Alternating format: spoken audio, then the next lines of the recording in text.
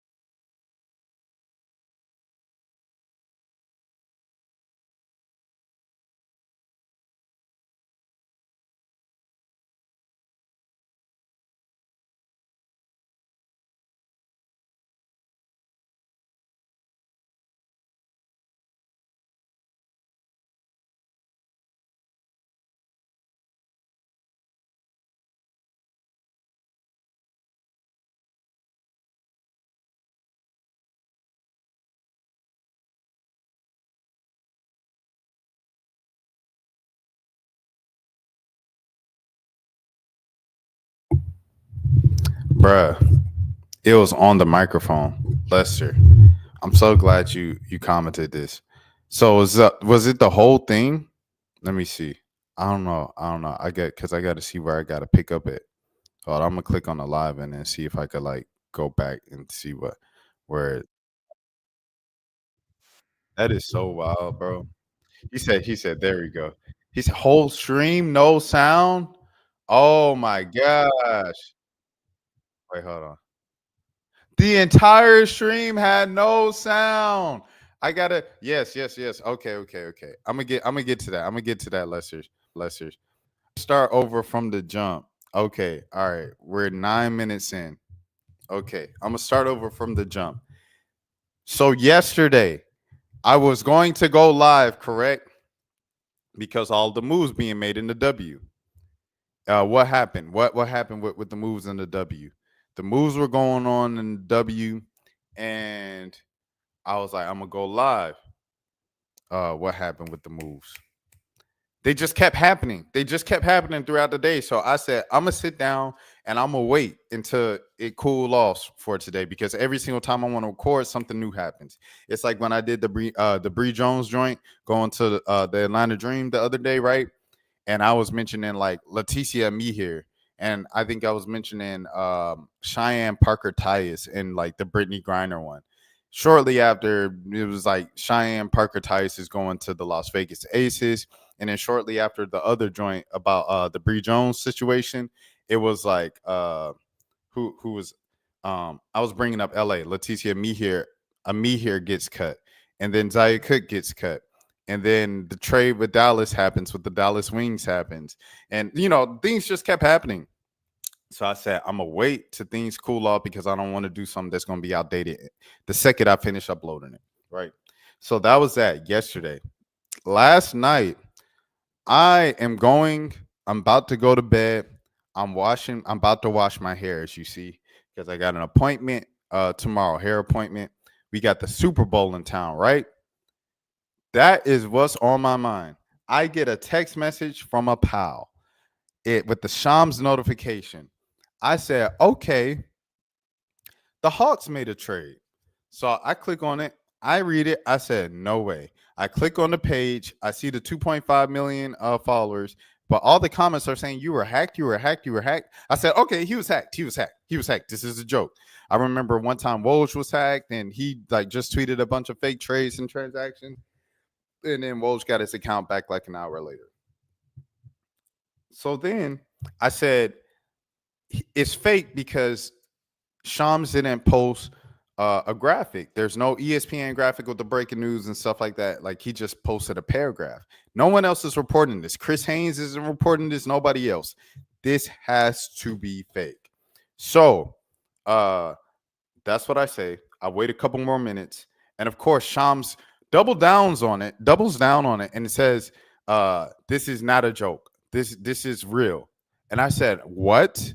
Okay. So now I'm like, this could still be. He says the exact same trade he said in the initial paragraph tweet. I said, okay, this could still be. I don't see Chris Haynes. I don't see a graphic. A couple minutes later, ESPN comes out with the graphic. I said, oh my goodness, this is real. This is legit. And the only reason why I didn't go live last night when it happened is because I had nothing of value to say. I had no analysis. I had nothing to say. I would have been on here for live last night for 20 minutes just saying, wow, what just happened? Wow. And I wasn't going to do that for the sake of maximizing my profit expectation and everything like that.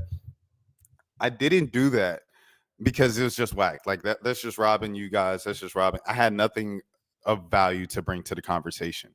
So the reason why I'm going live this morning is because there's been more moves in the W. Things keep happening to the point where it's like, bro, I have to record at some point. I gotta watch live stream of trades. I'm probably gonna watch a later service or something like that at this point. But I literally have to because things just keep happening for me not to say anything. My reaction, I have to do the Luka and AD thing first before I get into DeWanna Bonner. So just bear with me. You can watch the replay. I'll upload the replay as well if you just want to leave right now. But AD Luka. So I think Dallas has a pretty good starting lineup right now. I said you probably have Gafford at the 5. You have AD at the 4. At the 3, you can put in Najee Marshall, you can put in Quentin Grimes, you can put in Spencer Dinwiddie, whoever the heck you want to put at the 3. At the 2, in your backcourt, you have Kyrie and Clay. That's a pretty good starting lineup. Pretty good starting lineup there for the Dallas Mavericks. I think Nico, the guy running things with the Dallas Mavericks now, he goes back apparently with AD to the point where he got AD's foot in the door at Nike and stuff like that, and he really wanted to reconnect with them.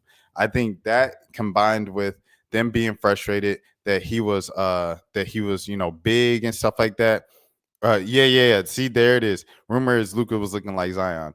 The same thing. So it's like Luka's been out for a long time since December. I think Dallas or Nico in particular was frustrated with Luka's conditioning, and you could say, "Oh, I don't care about his conditioning. Just Luka Doncic." Okay, well, he leads them to the finals, right? They get to the finals, and it's nothing but every single person. He's a revolving door, and he just complains to everybody else when they blow past him and score the ball. That's what Trae Young used to do. Trae Young used to get criticized for it. Trae Young actually started helping a little bit more, and the Hawks started developing things to hide Trae Young a little bit more on defense, and he just gave more effort. He turned it around. With Luka, he just continued to be a revolving door because he kept getting away with it because his offense is so good. So, anyways, after that happened in the finals, I think they got really mad about that. I think they got mad about the fact that he's been hurt for over a month now, and he just continues to kind of go on a decline when it comes to in shape and game shape, everything like that, conditioning. That combined with his attitude as well, ripping the jersey, kicking the ball, he throws temper tantrums every single time things don't go his way on the court. That can weigh on you, especially if you're not in shape. And it was like it costs you guys like a competitive final series. It cost them a competitive final series. Anyways, regardless, that combined with you wanting AD on a team the entire time ends up into something like this. It's still crazy because Luka Doncic is a piece that you don't trade. It's kind of like in Atlanta with Trae Young, and Charlotte with LaMelo Ball, and Memphis with John Morant, and New Orleans with Zion. Those are like your corners. That's the best you're going to do out the draft. That's the best you're going to do. You now have to try to convince everybody else around the league to come play with this guy that you guys drafted, LaMelo, Trae, Ja, stuff like that, in those type of NBA markets. It just is what it is. So the fact that they traded Luka was like, what the heck? I cannot believe this. This is the craziest thing I've ever seen in my life. I said in my NBA watching life, this was the most surprising thing. Number one, it used to be LeBron's decision going to Miami in 2010, but now this is number one. LeBron decision number 2, and Kevin Durant going to the Warriors on 4th of July in 2016 was number 3 now. So that is where I stand with the Dallas side of things. With the Lakers side of things, I don't think they win the championship now. A lot of people said the Lakers aren't done yet. I said, oh, the Lakers ain't going to be done yet. They ain't got no more assets.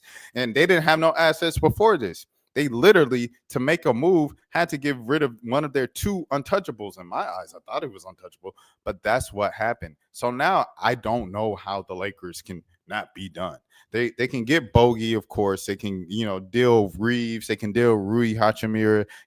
They have the other guys now, Dorian Finney-Smith and stuff like that. They have all those kind of mid-level pieces that you can trade for another mid-level guy. You could trade for another role player, but you can't get another star with what they have. They have nothing left, in my opinion.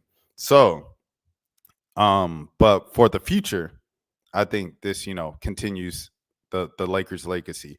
Pretty crazy run to go from Magic Johnson and Kareem Abdul-Jabbar and to Shaquille O'Neal and Kobe Bryant to Kobe Bryant by himself, handing off the reins to freaking LeBron James. Like, what a run from a franchise. And now LeBron James to Luka Doncic. Crazy. And that's the power of a brand. When you think about power of branding and everything like that, the Lakers, what comes with it, the off-the-court opportunities, the money that just comes from the notoriety, just from being a Los Angeles Laker, is just unmatched. And it's one of the reasons why they're able to do stuff like this consistently over decades and over generations. It is what it is. Don't think the Lakers. So just to repeat, the Lakers, I don't think they're going to win the championship this year. I don't think this affects the immediate. However, in the future, the Lakers have their guy for the next 15 years, which is just what the heck.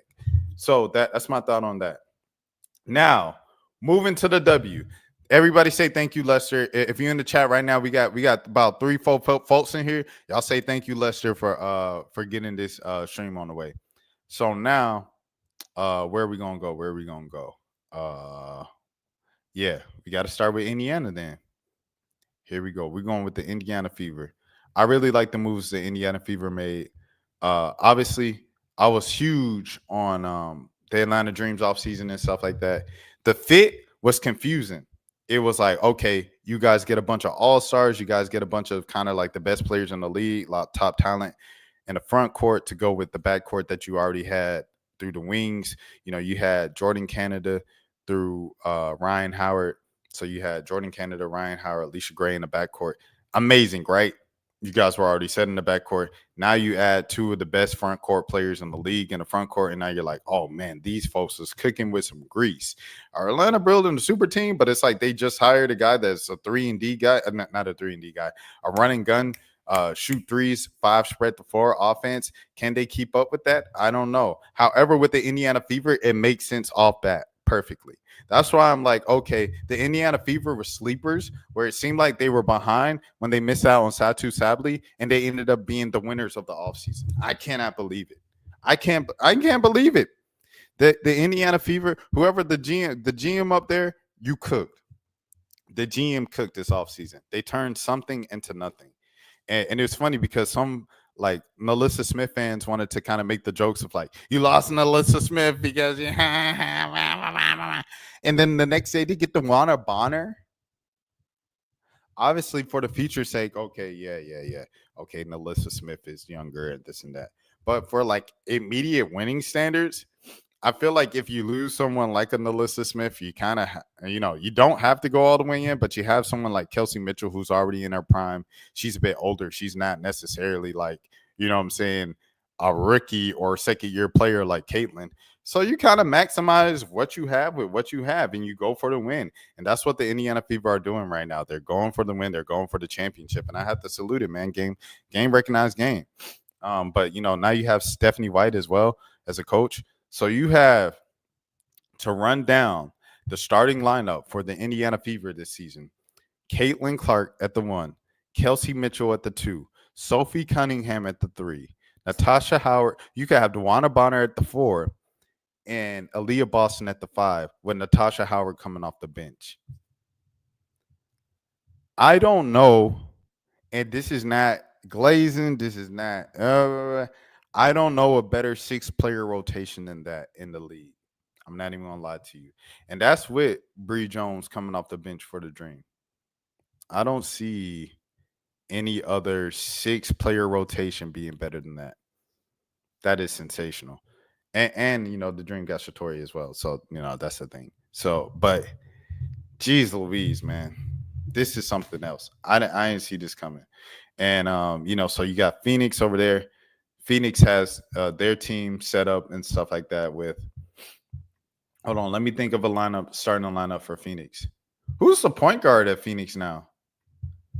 I don't know. I don't think anybody knows who's the point guard now for Phoenix. Like, well, what do they do at point now? I do not know. Let me see if I can see a roster or something. Hold on. Because like now it's like Diana Taurasi has to retire, right? Like she has to retire. She don't have to retire, but it's like, what do you do? So I don't know who you have at point guard. AT might go point center. 100%. Yeah, I could see AT going point forward. That's a role that she does well. Triple double queen, triple double machine. So that is an option. But who's like the actual? So I guess it doesn't matter, right? Like I'll just throw a name out there, right? Shea Petty. Shea Petty at point guard. Kyle Copper at the 2. AT at the 3. Satu at the 4. And I don't know who there's. Oh, Kalani Brown. I guess Kalani Brown. You might have her at center now. So that's a 5. It's a pretty decent 5, obviously, with the strengths being in the middle. The strength is in the middle. 2 through 4 is obviously they're kind of big 3 and stuff like that. I think this is kind of a good team. This is a good team, a playoff team, of course. Do they get to the second round? I think that's to be determined. This reminds me a lot of Seattle's team last year with Skylar, NECA, and Jewel. This reminds me a lot of that team. So I see them probably just early reaction. I'll say first round exit. He said Joel Embiid. Joel Embiid. She had terrible luck in Dallas with her health. Hopefully, the medical staff and the facilities that they have in Phoenix are very beneficial to her in her career, and she can be more available on a consistent basis this upcoming season. We'll see what happens. So with that, but yeah, I see Phoenix being a first round exit, a playoff team, but a first round exit so far, in my opinion. And then the Dallas Wings. Dallas Wings just put together just a very unique combination of folks. So in Dallas, who do you have as the point guard? Paige. You got Paige Beckers as the point guard. You have Arike Gumawale as the shooting guard.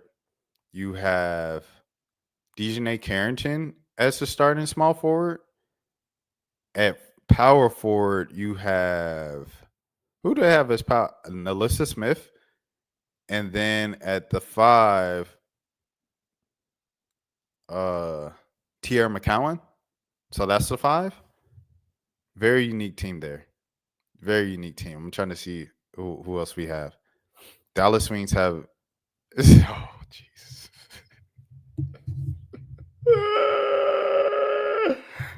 Oh, brother. Lester.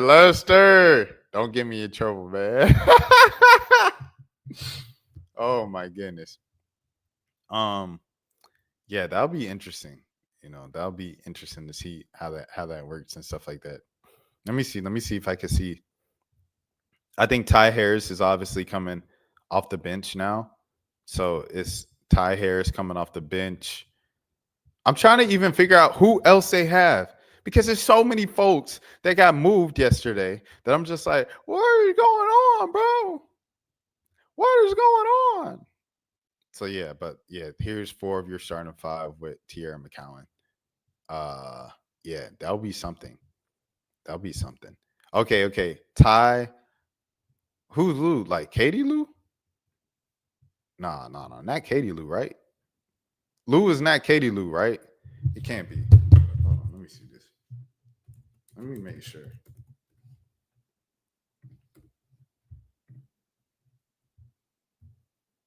Katie Lou is still on the fever. So who is Lou? Jalen, Maddie, and then KK. So they got KK as well. I saw K. This is crazy. I'm sorry. This, I'm literally keeping up with this in like real time. I'm like, this is crazy, bro. All right, so I think that Dallas has a pretty unique team. They have a good future team. Their team is going to be like, probably a different loop. Yeah, 100%. It's a different loop. Let me look it up just for the sake of doing my Googles and things of that sort. Let me see the roster. Y'all give me a second. Pull up this roster real quick. Oh, Lou Lopez Senecal, y'all. Lou Lopez Senecal. Okay, I was wondering. I was like, what? Yeah. And they still have Maddie Segrist. I don't know why I get her like confused with the girl they just traded, the girl from Ohio State. But Maddie Segrist was a problem in college, dude. If she can bring along something to the W, Jaylen Brown is good. I like her game as well. This is a nice roster, but it's like a nice young roster. You know what I'm saying? This is good. They still got Satu on the team on this roster right here. So is Maddie Segrist on the team still? But anyways. I feel like I'm overthinking at this point. I think the Dallas Wings have a pretty good team for the future. I can see the Dallas Wings making a playoff appearance this year, losing in the first round, coming back next year, going to the second round, and then like starting to contend from there. That's where I see the Dallas Wings going. And then Phoenix, I see Phoenix losing in the first round, making the playoffs. I see the Dream is so confusing with the Dream because they have a whole new system, a whole new coach. Does that change what you see on the court? Does Haley Jones get developed now, especially with Leticia Me here going? I feel like kind of the clock is on Haley Jones, like you have to perform now, Haley Jones. You were one of the best rookies, better rookies of your class, your rookie season, and then last season you kind of your confidence just dissipated, just slowly evaporated. Hopefully, this new system, this new coaching staff can really get your confidence back and turn you into the player that you really meant to be in this league. I had high hopes for you since Stanford. I was really high, so I'll just see how that works out. But based on all of that, the Dream are a wild card because it can go anywhere from missing the playoffs, right, where it doesn't work in the front court, and you're a couple of kind of things that you didn't expect to happen from just the season going haywire. They can go from missing the playoffs all the way up to they can be in the WNBA finals, and they could be a finals team. So the Dream are such a kind of just what is going on. You don't know. I do want to say Minnesota is still Minnesota. You have to respect the semifinal champs and things of that sort. This is funny. She got no, she didn't. She went over 2. She went over 2. But yeah. That's what I think. You still have to respect Minnesota. You still have to respect New York. You still have to respect Chicago. Okay, so Chicago adds Sloot. Sloot comes back home with Angel Reese, Camila Cardoso. You guys know the backcourt already. I think they traded the no, they didn't. The Sparks traded the number 2 pick. So they still have their number 3 pick. So I don't think Miles is still there at number 3. So Miles is no longer there at 3. So who do you get? You can't get Kiki. You can't get another power forward. Who else do you get? Hold on, let me pull this up. This is crazy. This is why I didn't go live yesterday, because it's like it's so many moving pieces. It's so chaotic right now. Hold on, let me see. I'm gonna go to Tankathon. Okay, we on Tankathon. So they're saying Sonya. What about AZ Fudd? What about them going high with AZ Fudd? See, that would be something, bro. If you bring in AZ, but Sonya was someone that I was looking at going to Chicago at 10, anyways. So it is what it is. Or you can go Sellers, bro. I don't know, man. I might go Sellers at number 3 if I'm Chicago, bro. To keep it a bean, I might go Sellers over Sonya. I might go Sellers over Sonya, bro. I ain't even gonna hold you. Sellers over Sonya at 3. So now you're talking about a lineup of Sloot, Sellers. Who you have at the 3? You could say Big Mama, right? Banham, Angel Reese, Camila Cardoso. Sheesh. Sheesh. And then who you got at 10? You might be able to get Pow at 10. I don't know. I don't know, bruh. You can get somebody at that 10 spot too. Someone's probably going to slide. This is hey, man, what's going on? I'm trying to keep up with y'all. But yeah, it would be very interesting to see how this all plays out, man. You talk about Golden State. Golden State, who did they sign? They just have their expansion draft people so far. So Monique Billings, I believe they signed her officially. You got Kate Martin, of course, as like one of the focal points. If you sign another big or draft another big now, because none of the big names signed with Golden State. They didn't go to the expansion franchise. So who you have in expansion is who you're running with as your key players, and then the draft now. So I think, you go Anissa Morrow or Kiki if Dominique is no longer there, because I know people are high on Dominique. I just hear a lot about her. So I think you go Anissa or Kiki. Or do you go AZ Fudd and go a Kate Martin, AZ Fudd backcourt, and then kind of just run it and then hope for Lauren Betts next year? I don't know, man. There's so many areas that people can go. Dallas, we already spoke about Dallas. Anissa Morrow sliding to 7 would be crazy, but that's the way the cookie crumbles with this trade. It's a down the line thing. Oh, let me see. Anything else that I want to say about this stuff?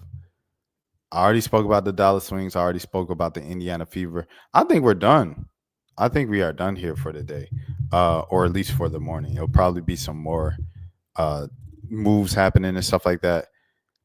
Lester, I want to say thank you so much once again for letting me know that my mic was not on. It was off.